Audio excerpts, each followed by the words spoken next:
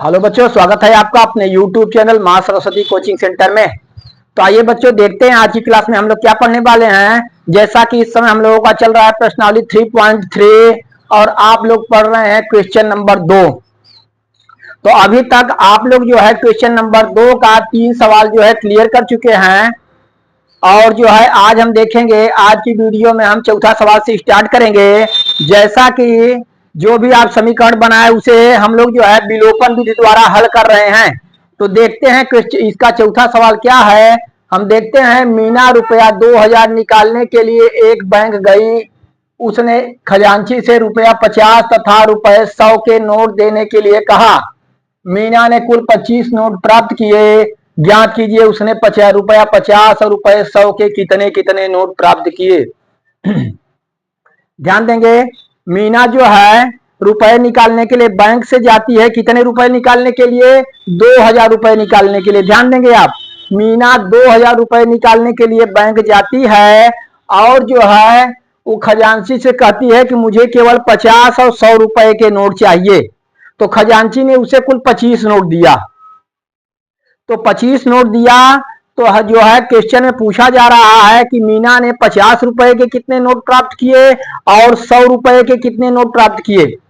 जरा ध्यान देंगे, यहाँ पे मीना ने कुल 25 नोट प्राप्त किए थे, अर्थात 50 रुपए और 100 रुपए के नोटों की कुल संख्या 25 होनी चाहिए।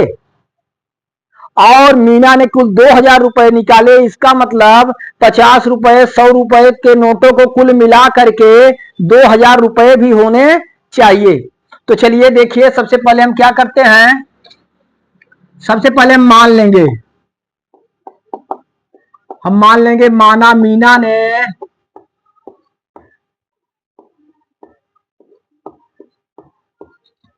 रुपया 50 के यक्स नोट तथा रुपया 100 के वाई नोट प्राप्त किए।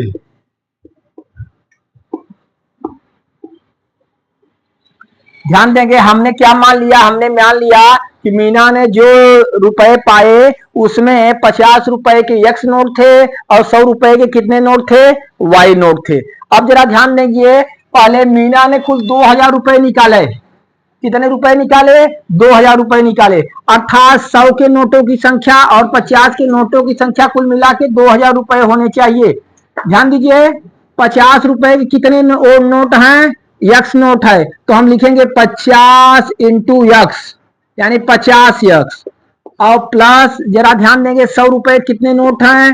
वाई नोट है, तो 100 इंटू वाई और बराबर कुल मिला के कितने रुपए होने चाहिए? 2000 रुपए।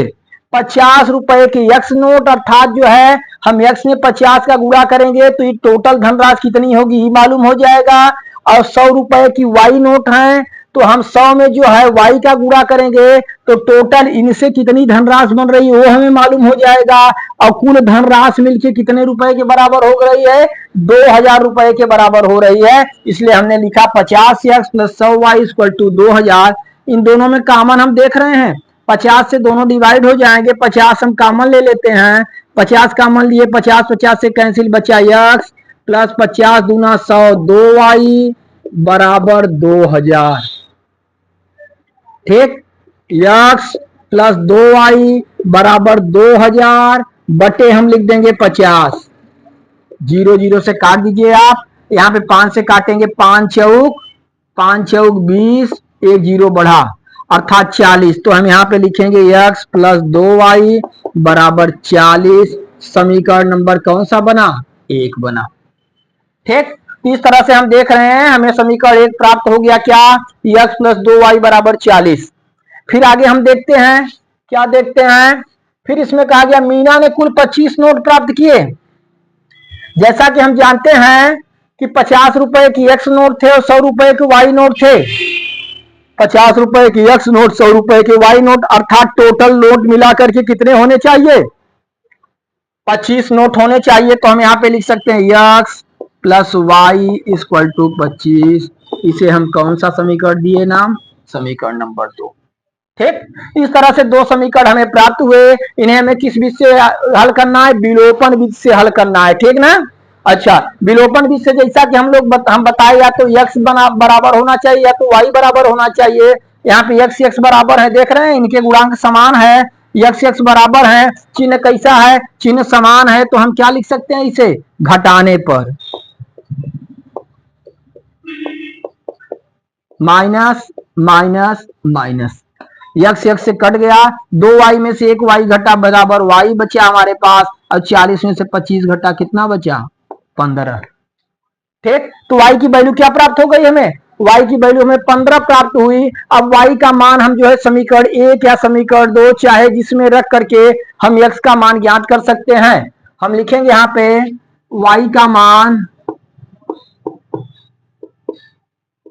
किस समीकरण में ज्यादा आसान है? हम देख रहे हैं दूसरे समीकरण में रखना ज्यादा आसान है। x प्लस वाई बराबर 25, समीकरण नंबर 2, तो y का मान हम लिखेंगे समीकरण 2 में रखने पर, समीकरण 2 हमारा x प्लस वाई बराबर 25, x प्लस वाई बराबर 25, y का मान कितना है? 15, तो हम लिख सकते हैं x प्लस 15 बराबर 25, तो x बराबर 25 माइनस क्या लिखेंगे? 15, x की वैल्यू निकल के आई कितना? 10। x की वैल्यू हमें प्राप्त हुई 10, y की वैल्यू प्राप्त हुई 15, अर्थात हम माने थे मीना ने 50 रुपए के x नोट प्राप्त किए, अर्थात 50 रुपए कितने नोट प्राप्त किए?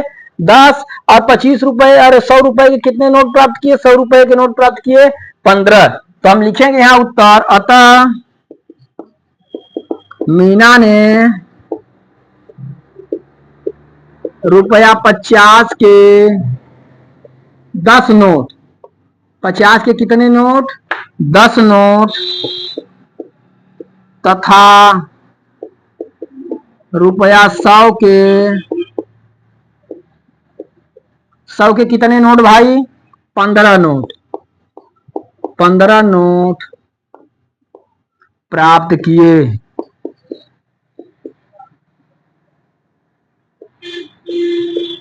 इस तरह से बच्चों यही हमारा क्या हुआ? आंसर हुआ। और जरा ध्यान देंगे, अगर आपके पास जो है एग्जाम में समय बचता है तो आप जो है इसे हल करके तुरंत उत्तर की जांच भी कर सकते हैं कि हमारा उत्तर सही है कि गलत है। जरा आप ध्यान देंगे, 50 के नोटों की संख्या 10 है और 100 के नोटों की संख्या 15 है। पहला शर्त था, मीना ने जो है कुल 2000 रुपए निकाले। कितने? 2000 रुपए। 50 रुपए के 10 नोट आप लेंगे तो 50 दाम में 500 रुपए हुए हमारे, और 100 रुपए के 15 नोट लेंगे तो 1500 रुपए हुए। टोटल धनराशि हमारी कितनी हुई? 2000। टोटल धनराशि 2000 हुई। इसका मतलब पहले शर्त को यह संतुष्ट करता है। ठीक, अब दूसरी शर्त को भी जो है संतुष्ट करना चाहिए। जरा ध्यान देंगे, दूसरा शर्त था, मीना ने जो है कुल मिला के कितने नोट निकाले?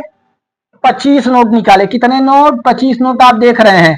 तो 50 रुपए के नोटों की संख्या 10 और जो है 100 रुपए के नोटों की संख्या 15, टोटल नोट हमारे कितने हुए?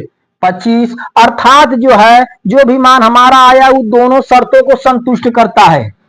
देख रहे हैं, अगर दोनों शर्तों को संतुष्ट करता है तो यहां हम एकदम क्लियर हो जा रहे हैं कि हमारा उत्तर क्या है? 100% सत्य है। इस तरह से आप जो है बहुत ही कम समय में अपने उत्तर की जांच भी कर सकते हैं, जिससे आप ये क्लियर हो सकते हैं कि हमारा जो है सवाल सही है और जितने मार्क्स के हैं उतना मार्क्स हमारा पूर्ण हुआ। इस तरह से आप जो है अपना टोटल मार्क्स जो है जोड़ सकते हैं। ठीक, चलिए, तो इसे आप नोट करिए, और अगर हमारी वीडियो आप लोगों को सही समझ में आ रही हो तो उसे जो है लाइक करिए, अपने दोस्तों में शेयर करिए, जिससे आपका मित्र, आपका सहयोगी, उसे भी जो है गणित की अच्छी जानकारी प्राप्त हो सके। और जो भी नए बच्चे हमारा जो है देख रहे हैं वीडियो, हमारे चैनल को सब्सक्राइब कर दें और बेल आइकन को दबा दें, जिससे उन्हें समय समय पर नोटिफिकेशन मिलती रहे और वो भी जो है लगातार पढ़ाई करते रहे। ठीक, चलिए इसे नोट करिए, फिर अगला क्वेश्चन देखते हैं।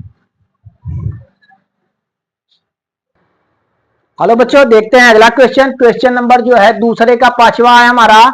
हम देखते हैं, किराए पर पुस्तकें देने वाली किसी पुस्तकालय का प्रथम 3 दिनों का एक नियत किराया है, तथा उसके पास प्रत्येक उसके बाद, ध्यान दीजिए, तथा उसके बाद प्रत्येक अतिरिक्त दिन का अलग किराया है। सरिता ने 7 दिनों तक एक पुस्तक रखने के लिए रुपए 27 अदा किए, जबकि सुशी ने एक पुस्तक 5 दिनों तक रखने के लिए रुपए 21 अदा किए। नियत किराया तथा प्रत्येक अतिरिक्त दिन का किराया ज्ञात कीजिए। ध्यान दीजिए, किसी भी पुस्तकालय में क्या नियम है कि पहले 3 दिन का एक निश्चित किराया ले लेते हैं, एक फिक्स जो है बनाए हैं, 3 दिन का जो है किराया ले लेंगे। उसके बाद हर दिन का प्रत्येक डे वाइज जो है अलग से किराया लगेगा। तो इसमें बताया गया कि सरिता ने 7 दिनों तक कोई पुस्तक रखा था, 7 दिनों तक पुस्तक रखा था, तो उसने कुल कितने रुपए अदा किए? 27 रुपए दिए। और जबकि सुशी ने एक पुस्तक 5 दिनों तक रखा था, तो उसने कितने अदा किए? 21 रुपए अदा किए। इसमें पूछा जा रहा है नियत किराया अर्थात फिक्स किराया कितना है और प्रत्येक दिन का अतिरिक्त किराया कितना है। चलिए तो हम देखते हैं, मान लेते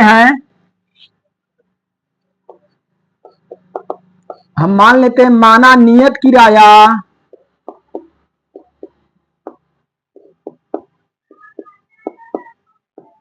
x रुपए,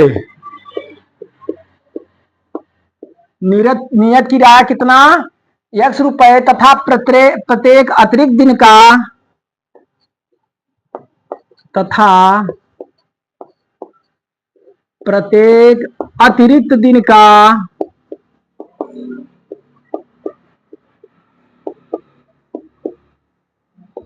प्रत्येक अतिरिक्त दिन का किराया y रुपए है। ठीक, हमने माना कि एक निश्चित किराया नियत किराया x रुपए है और प्रत्येक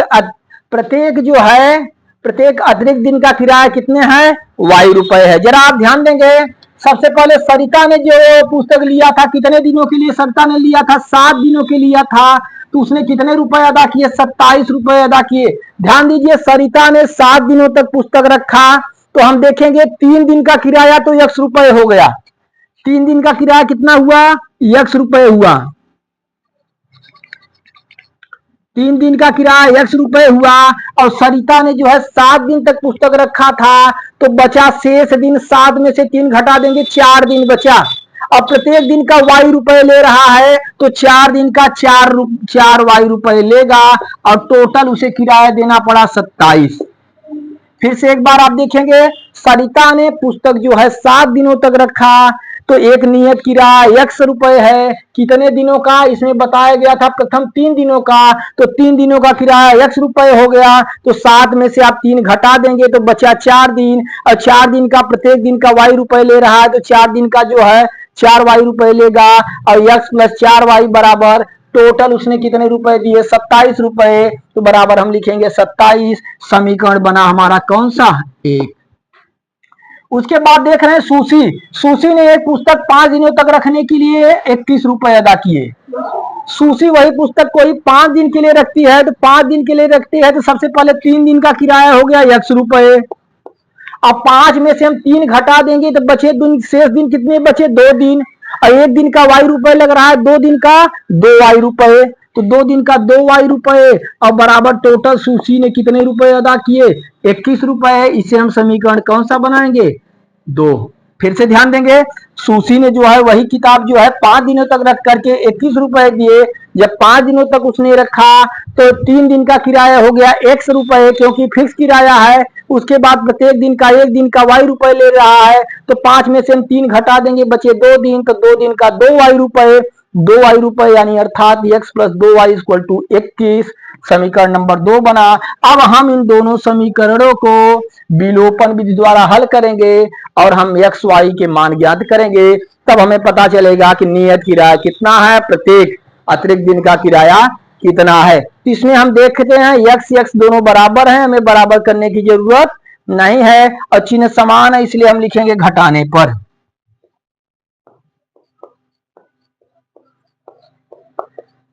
माइनस माइनस माइनस, x से कट गया। ठीक, plus x minus x cut गया। 4y में से 2y घटेगा, माइनस है तो क्या बचा 2y बराबर 27 में से 21 घटेगा तो कितना बचा 6, 21 6 27। ठीक, y का मान निकालेंगे हम, y बराबर 6/2 तो y बराबर कितना हो गया 3। y का मान हमें 3 प्राप्त हुआ। y का मान आप समीकरण 1 या 2 किसी में भी रख के x का मान ज्ञात कर सकते हैं, तो हम समीकरण 2 में ही रखते हैं। हम लिखेंगे y का मान समीकरण 2 में रखने पर, समीकरण 2 हमारा क्या है, x प्लस 2y बराबर 21। एक्स प्लस 2 गुणे y का मान कितना है, y का मान 3 है बराबर 21। एक्स प्लस 3 दूना 6 बराबर 21, तो x बराबर 21 माइनस 6 कर देंगे आप, उधर गया माइनस हो गया 6, x का मान कितना आया 15 रुपए। ध्यान दीजिए x का मान 15 रुपए आया, इसका मतलब नियत किराया 15 रुपए है और प्रत्येक अतिरिक्त दिन का किराया कितने हैं 3 रुपए है। आप हम जैसा कि बताया, अगर आप चाहते हैं तो अपने उत्तर की जांच भी कर सकते हैं। किस तरह से जांच करेंगे, ध्यान दीजिए। इसने जो है सबसे पहले सरिता ने 7 दिनों तक पुस्तक रखा था, कितने दिनों तक 7 दिनों तक रखा था, तो 27 रुपए दिए। तो ध्यान दीजिए 3 दिन का एक नियत किराया 15 रुपए है, तो 3 दिन का किराया 15 रुपए हो गया, बचे 4 दिन और 4 दिन का 3 रुपए के हिसाब से एक दिन का 3 रुपए लग रहा है, तो 4 तिहाई 12 रुपए, तो 15 12 27 रुपए। पहले शर्त को संतुष्ट किया, जो भी हम मान निकाले।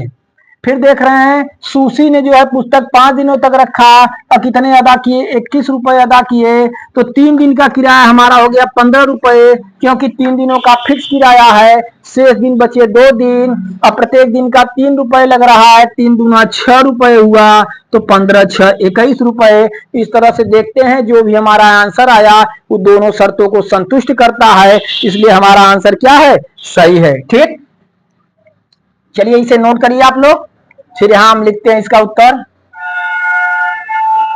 चलिए इरेज करें, चलिए तो हम यहां लिख देंगे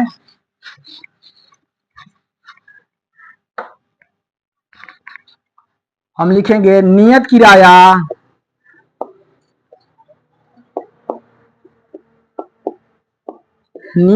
x माने थे हम, तो 15 है, नियत किराया बराबर 15 रुपए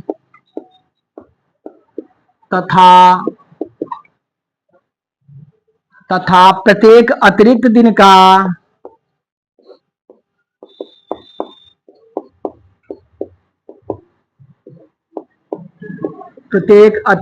का किराया बराबर y हम माने थे, तो y का मान है 3 रुपए। ठीक ना, तो हम देखते हैं बच्चों यही हमारा आंसर हुआ। नियत किराया 15 रुपए तथा जो है प्रत्येक दिन का अतिरिक्त किराया 3 रुपए। इस तरह से हम देखते हैं कि विलोपन विधि द्वारा सबसे पहले हम रैखिक समीकरण इसका बनाए और विलोपन विधि द्वारा इसे क्या किए हल किए। अब बहुत ही अच्छी विधि, बहुत ही जो है सिंपल विधि है विलोपन विधि। ठीक, अगर परीक्षा में आपको जो है किसी भी विधि के बारे में नहीं बताया है तो आप विलोपन विधि से हल करिए, बहुत ही आसान तरीके से आप क्वेश्चन को हल कर सकते हैं। इस तरह से देखते हैं कि हमारा 3.3 पूरा जो है क्या हुआ कंप्लीट हुआ। जरा ध्यान देंगे, जो बच्चे पुरानी किताब लिए हुए हैं उसमें भी प्रश्नावली 3.4 है, लेकिन नई किताब में आप देखेंगे तो प्रश्नावली 3.3 है। जरा ध्यान देंगे तो क्वेश्चन नंबर 2 में 5 जो है क्वेश्चन थे, इस तरह से 5 आपके कंप्लीट हुए। इसे आप लोग अच्छी तरह से क्लियर करिए। जहां भी आपको प्रॉब्लम हो हमें कमेंट बॉक्स में सूचित करिए, हम जो है आपकी समस्या का जो है समाधान करेंगे और अच्छी ढंग से लगातार पढ़ाई करते रहिए। चलिए यहां तक क्लियर करिए, फिर अगले वीडियो में हम अगली प्रश्नावली से स्टार्ट करेंगे।